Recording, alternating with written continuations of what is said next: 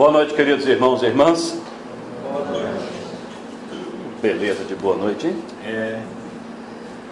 Conforme apresentado pelo nosso irmão no início dos trabalhos, capítulo 3 do Evangelho segundo o Espiritismo. Há muitas moradas na casa do Pai. Vamos ver em São João, capítulo 14, versículos 1 a 3, a seguinte exortação de Jesus: Não se turbe o vosso coração. Credes em Deus, crede também em mim. Há muitas moradas na casa de meu Pai. Se assim não fosse, já eu vô-lo teria dito, pois me vou para vos preparar o lugar. Depois que me tenha ido, e que vos houver preparado o lugar, voltarei e vos retirarei para mim, a fim de que onde eu estiver, também vós aí estejais. Vamos observar o que diz essa segunda obra, o Livro dos Espíritos.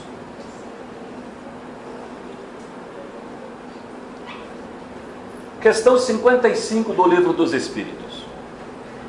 São habitados todos os globos que se movem no espaço? A resposta da espiritualidade: sim. E o homem terreno está longe de ser, como supõe, o primeiro em inteligência, em bondade e em perfeição. Entretanto, há homens que se têm por espíritos muito fortes e imaginam pertencer a este pequenino globo o privilégio de conter seres racionais. Orgulho e vaidade. Julgam que só para eles Deus criou o universo. Na questão 56, Kardec pergunta então da seguinte forma: é a mesma a constituição física dos diferentes globos? A resposta: não, de modo algum se assemelham. E na 57, não sendo uma só para todos a constituição física dos mundos, seguir-se-á, tenham organizações diferentes os seres que os habitam? E a resposta: sem dúvida. Do mesmo modo que no vosso mundo os peixes são feitos para viver na água e os pássaros para viver no ar. É uma figura de linguagem para nos dar uma resposta que muitas vezes nós estamos imaginando que para ter vida inteligente em outros espaços do universo é necessário que seja esta caixinha quadrada que é aqui na Terra: nitrogênio, hidrogênio, oxigênio e os outros elementos da tabela periódica, na conformidade deste corpo, tal qual nós temos, nas circunstâncias que os temos.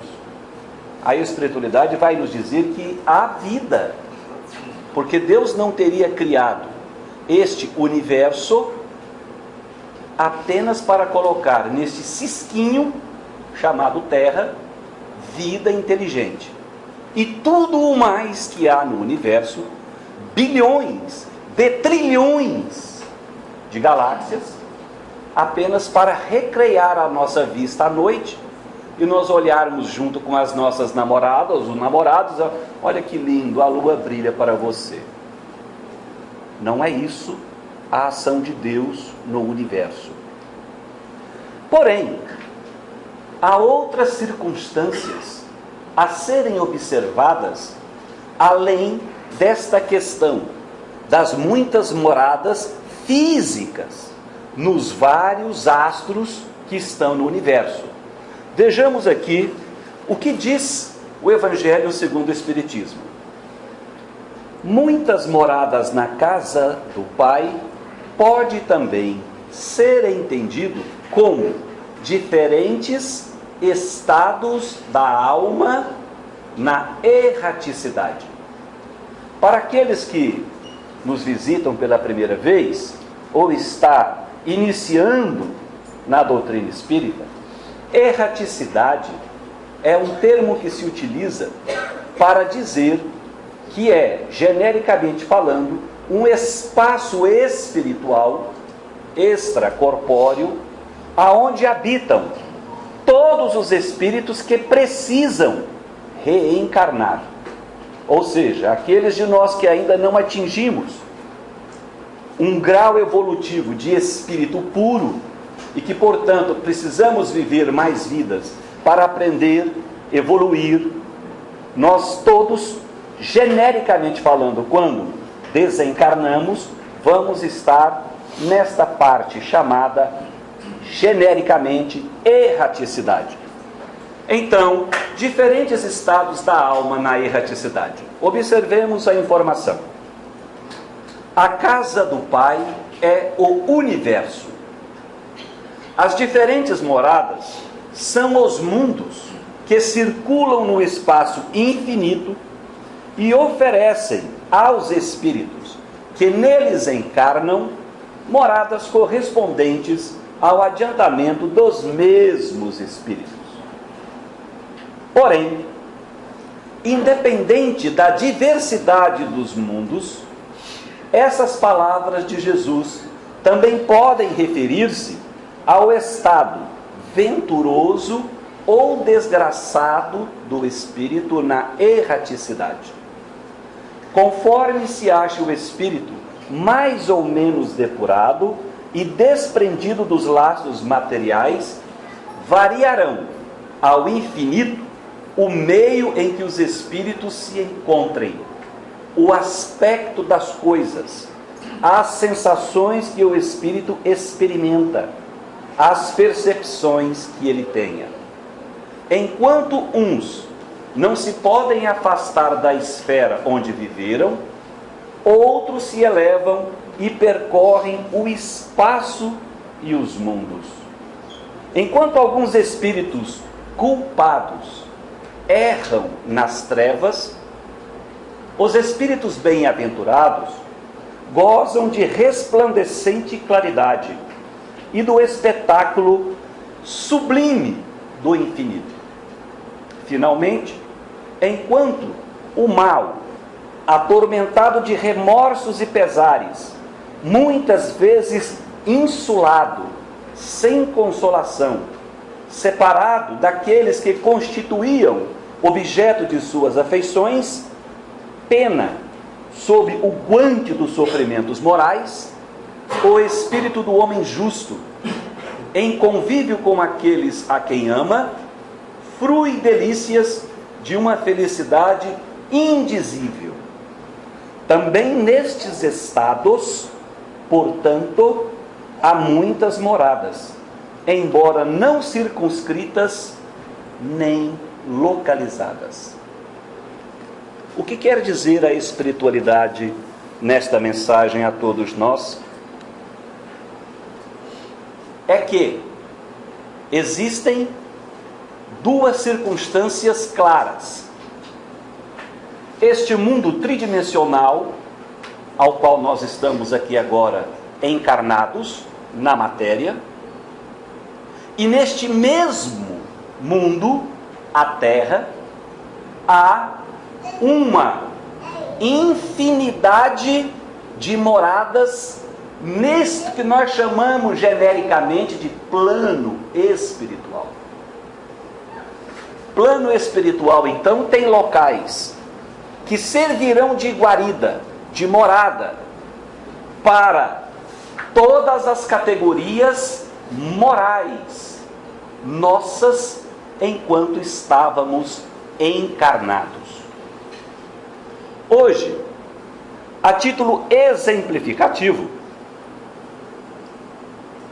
e com foco nesse aspecto das muitas casas do Pai, do ponto de vista das moradas espirituais que circundam o planeta Terra, que são as nossas moradas mais próximas aqui durante um largo tempo para alguns, menos para outros, neste que nós chamamos de planeta de provas e expiações.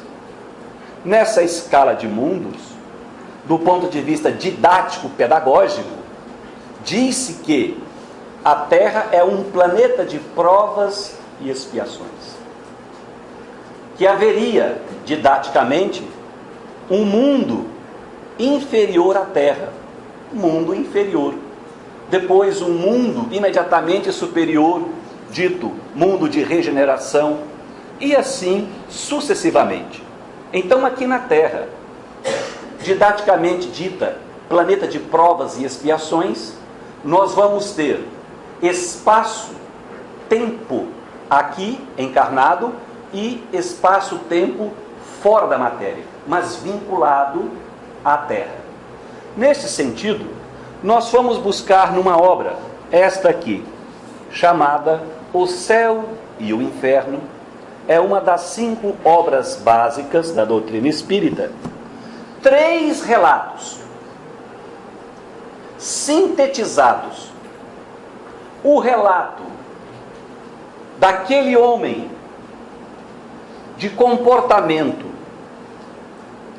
vamos dizer assim, ainda inadequado aqui na Terra, cuja moral, as ações, as falas, os sentimentos e os pensamentos ainda estão descompassados com as orientações de Jesus.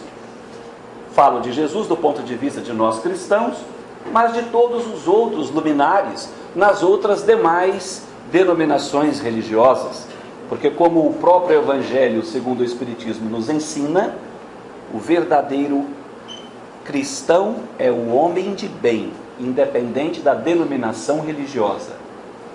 O segundo caso é o caso daquele homem que não era nem este que desobedece às leis e às orientações de Jesus, mas também não é aquele de alta escola.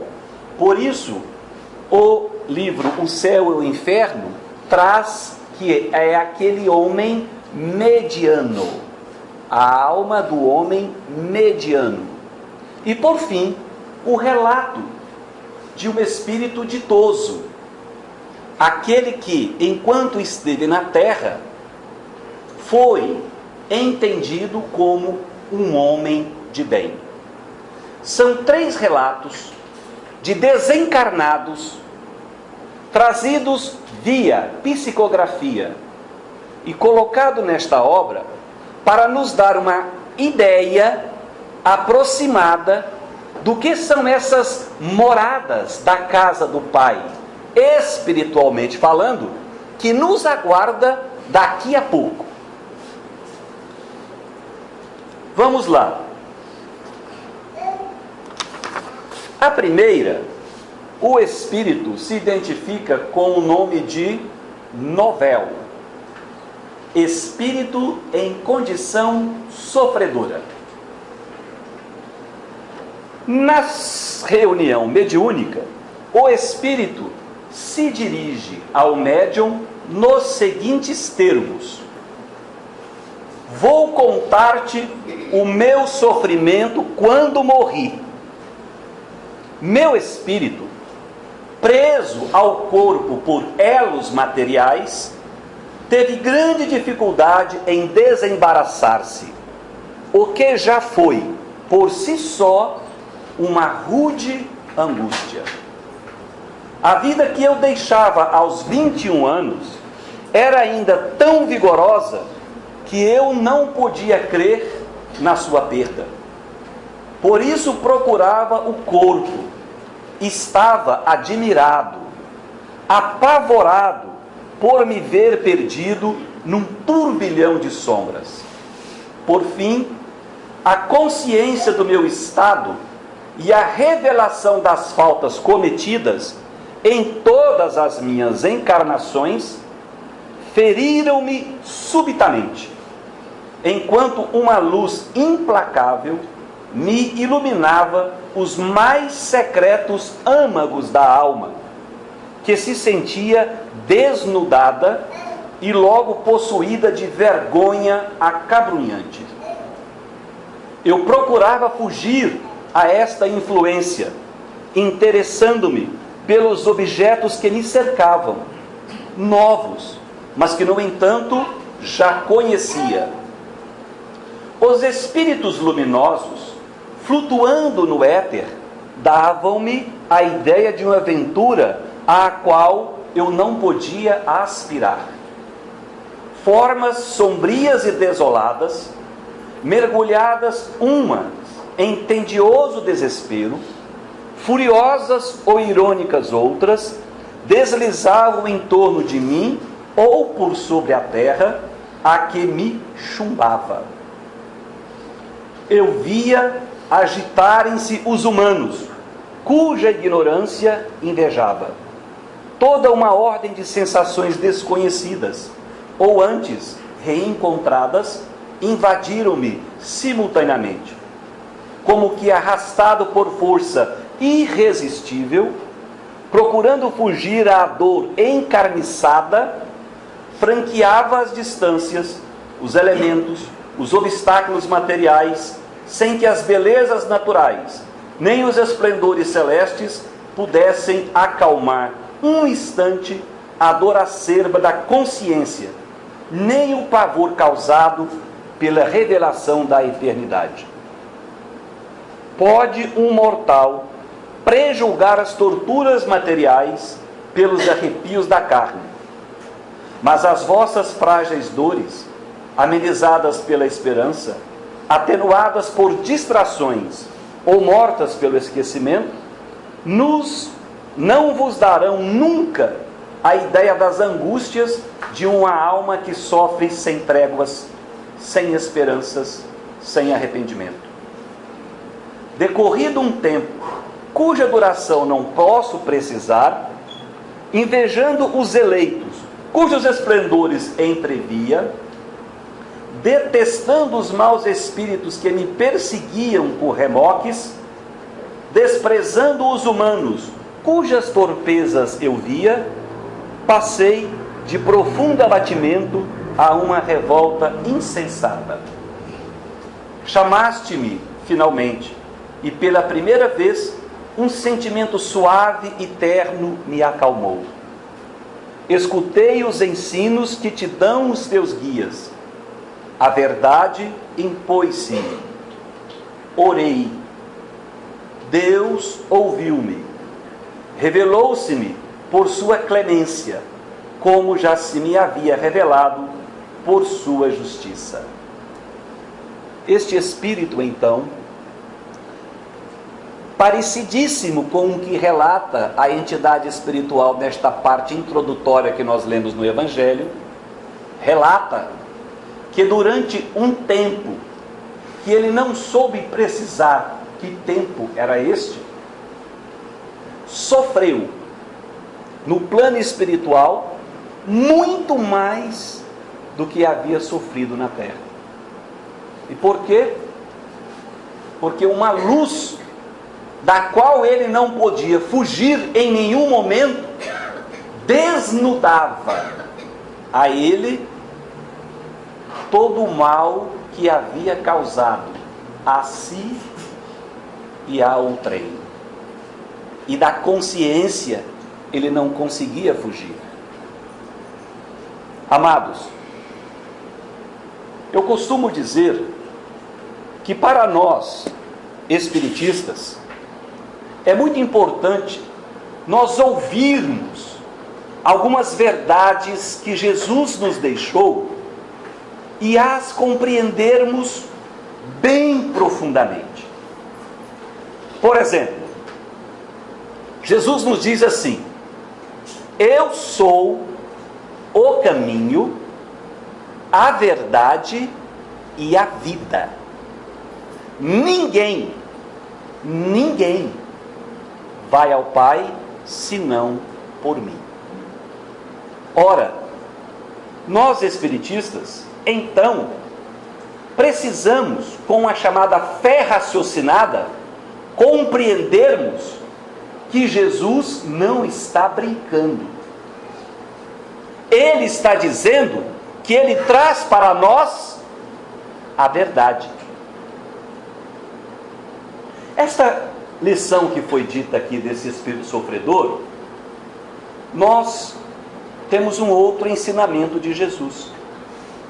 Quando é questionado pelos seus discípulos sobre as ações que andavam cometendo na vida, Jesus responde assim: em verdade vos digo, que havereis de prestar contas não apenas das vossas atitudes, mas até dos vossos mais ínfimos pensamentos. O que martirizava este nosso irmão aqui, errando nas trevas, até os seus pensamentos. Porém, há um ensinamento também de Jesus que é extraordinário. Deus é um Deus de amor, de clemência, de misericórdia, de bondade. Deus quer a nossa felicidade. Deus não quer os nossos sofrimentos. E Jesus nos mostra que o caminho de chegarmos a Deus é abrirmos os nossos corações através de uma frase chamada oração. De uma palavra chamada oração. E que nós, uns aos outros, devemos apoio, afeto, carinho, atenção. Estejamos aqui ou acolá no plano espiritual e vice-versa. Olha que interessante, ele diz: depois de um tempo deste sofrimento, que não sei precisar qual foi, chamaste-me. Alguém pensou nele, naquela alma réproba, naquela alma equivocada. Alguém pensou nele, e pensou bem. Orou por ele, chamou por ele, teve bons pensamentos por ele. E aí ele diz: pensastes em mim, chamaste-me, e finalmente, pela primeira vez, um sentimento suave e terno me acalmou. Por isso é importante percebermos o valor da oração por aqueles todos que caminham conosco e que já caminharam. Ele diz depois: orei e Deus ouviu-me por sua clemência. Isso quer dizer para nós, do ponto de vista dos equívocos que nós temos cometido ao longo da vida, que nós podemos cerrar esses equívocos a hora que nós quisermos, através da mudança de atitude, de oração a Deus, rogando a Ele a sua clemência. Vamos ver agora um outro estado da alma na erraticidade, um outro mundo, um outro espaço, uma outra circunstância. No livro Céu e Inferno, Kardec põe o título de Espíritos em Condições Medianas. Nem tão bom, nem tão mal. Quem fala é um espírito que se identifica com o nome de Joseph Bré. A neta evoca-o: caro avô, podeis dizer-me como vos encontrais no mundo dos espíritos, dando-me quaisquer pormenores úteis ao vosso progresso? Resposta do espírito José: tudo o que quiseres, querida filha. Eu expio a minha desgraça. Porém, grande é a bondade de Deus, que atende às circunstâncias. sofro, mas não como poderias imaginar. É o desgosto de não ter melhor aproveitado o tempo aí na terra. E ela então pergunta: como assim, meu avô? Pois não vivestes sempre honestamente aqui na terra? E ele responde: sim, no juízo dos homens, mas há um abismo entre a honestidade perante os homens e a honestidade perante Deus. E, uma vez que desejas instruir-te, procurarei demonstrar-te a diferença. Aí, entre vós, é reputado honesto aquele que respeita as leis do seu país, respeito arbitrário para muitos. Para os homens, honesto é aquele que não prejudica o próximo ostensivamente, embora lhe arranque muitas vezes a felicidade e a honra. Visto o Código Penal e a opinião pública não atingirem o culpado hipócrita.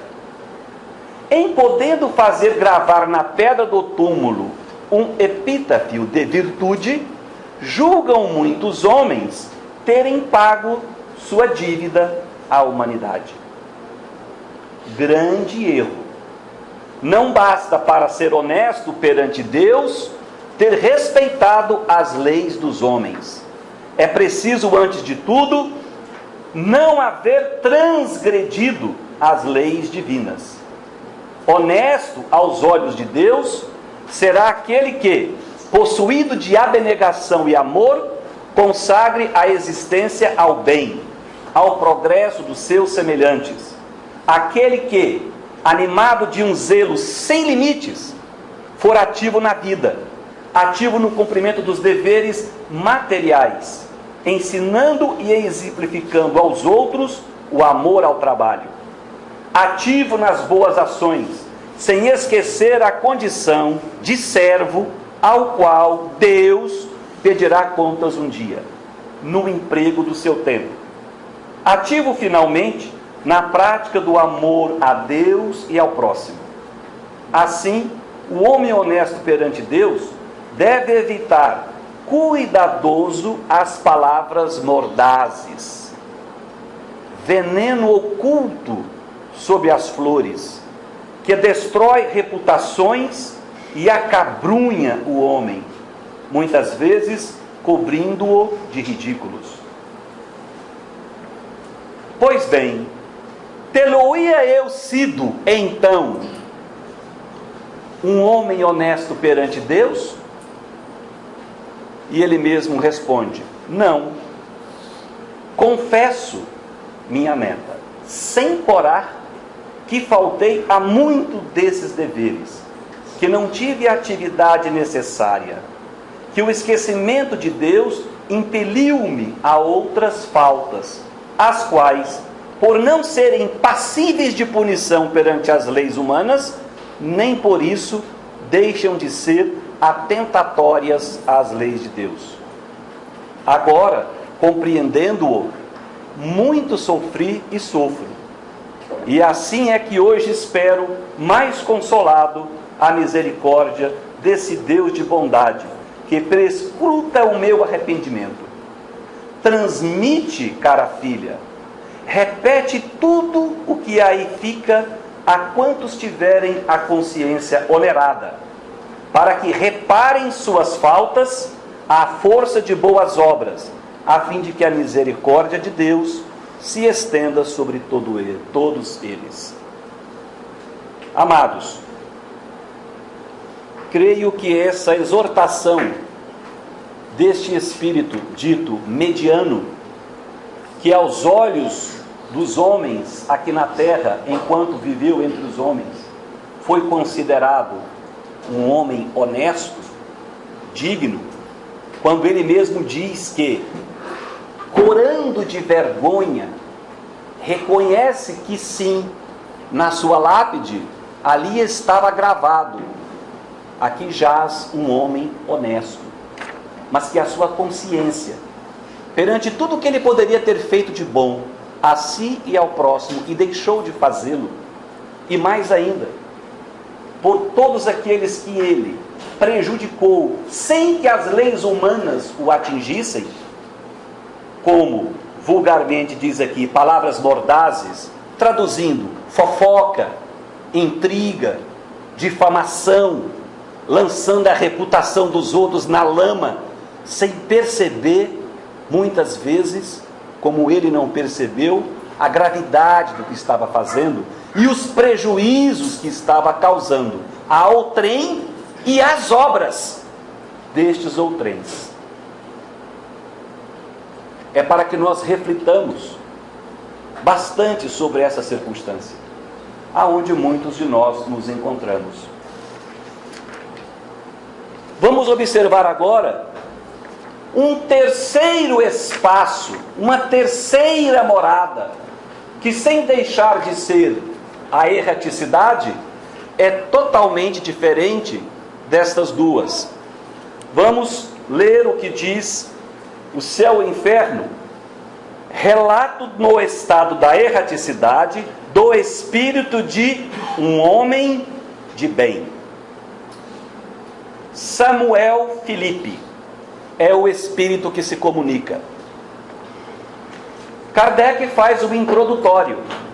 Este era um homem de bem na verdadeira acepção da palavra. Ninguém se lembrava de o ter visto cometer uma ação má ou errar voluntariamente no que quer que fosse.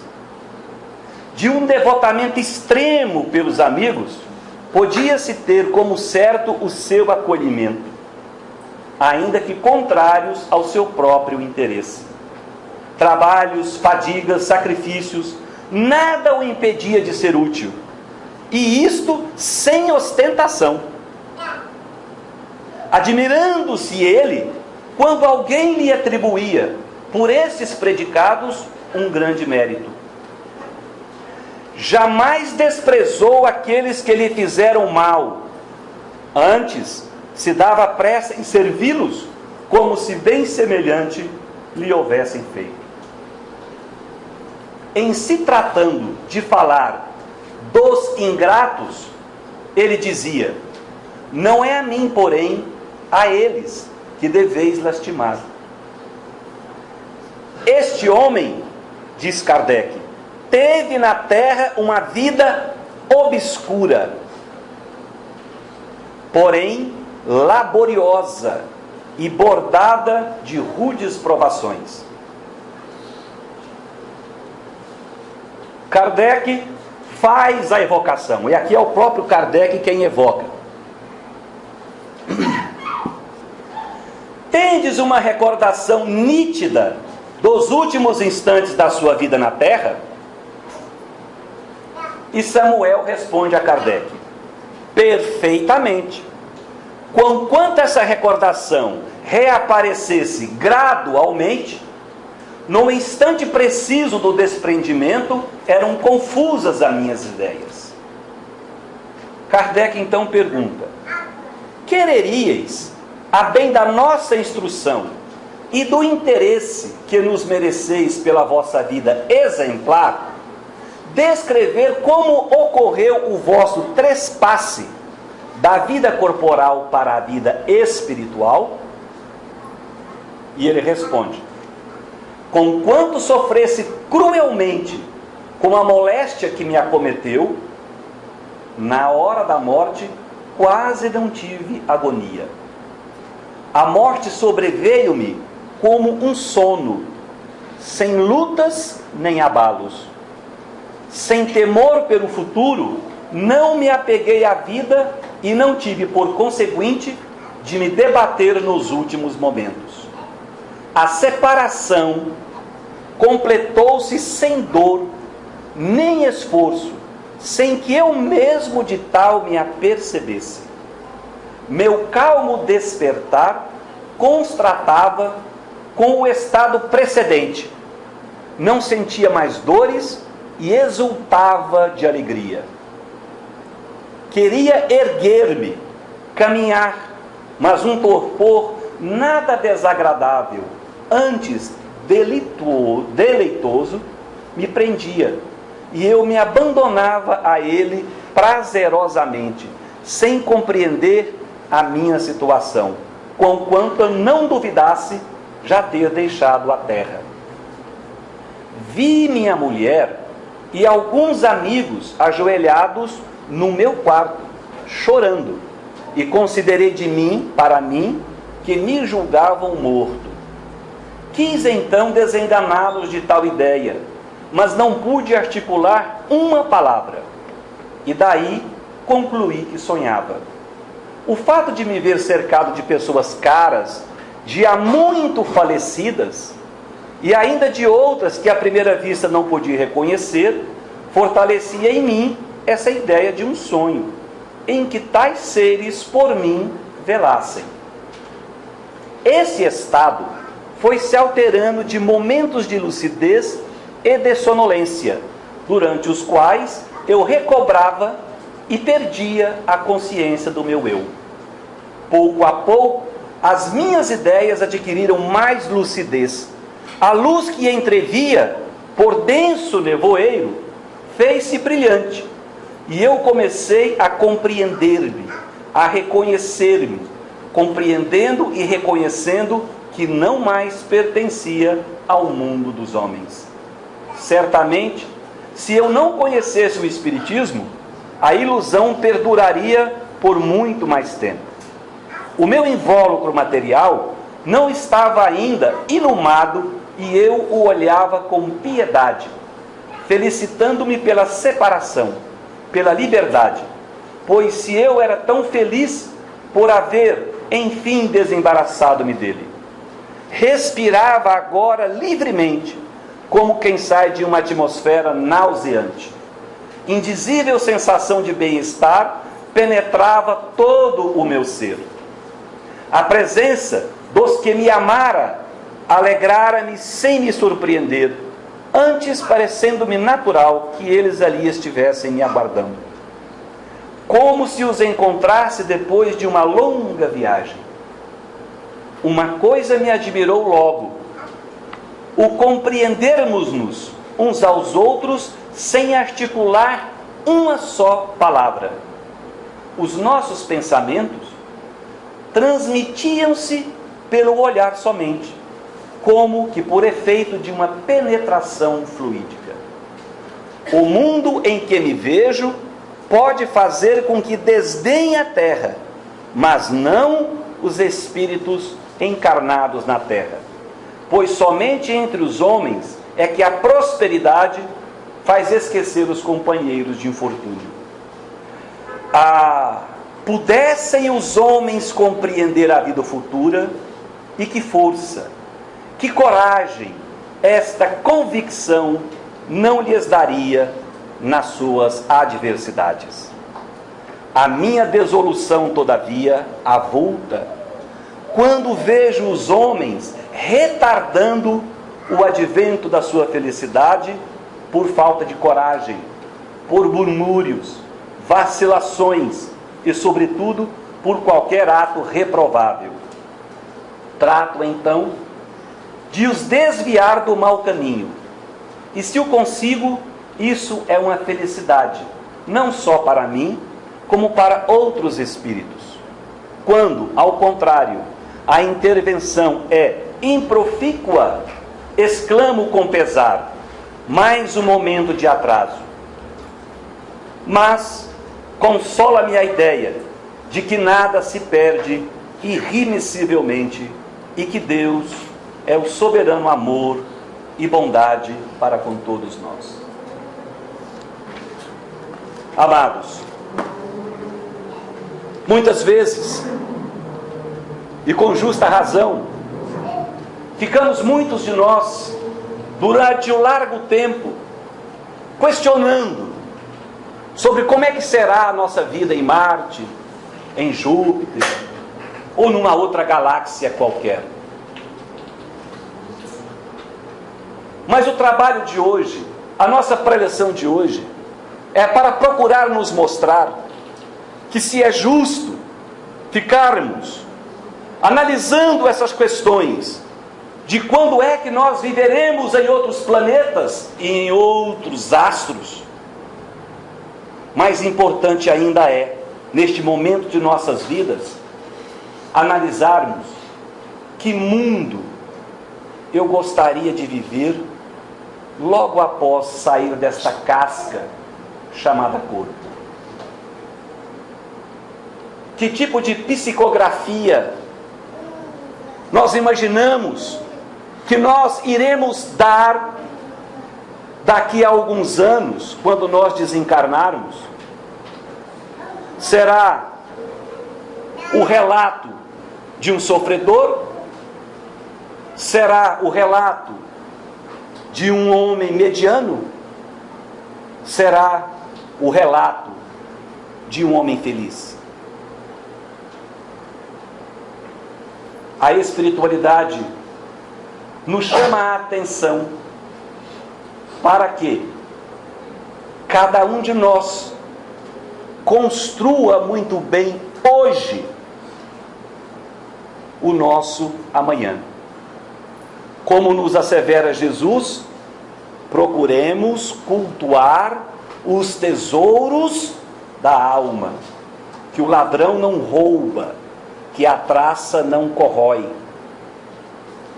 Procuremos alicerçar as nossas moradas, sabendo que os alicerces, as paredes, as portas, as janelas, os telhados deste nosso habitat, daqui a pouco, quando retornarmos ao plano espiritual, todos eles serão frutos da maneira como nós pensamos, sentimos, falamos e agimos agora no mundo. A doutrina nos consola esclarecendo. A doutrina nos consola chamando-nos a atenção a todos nós de que reconhece-se o verdadeiro espírita pelo esforço que ele faz cotidianamente em domar as suas más inclinações, tornando-se a cada dia um ser melhor para si mesmo e para o mundo. Esses mundos, estas muitas moradas da casa do Pai, serão, sem dúvida alguma, iguais àquelas dos nossos padrões vibratórios. Que Jesus, através dos nossos anjos guardiões, nos auxilie para termos e construirmos a melhor morada possível já aqui na Terra. Muito obrigado pela atenção de todos aqui presentes nos dois planos da vida. Querido irmão Ademar, é com você.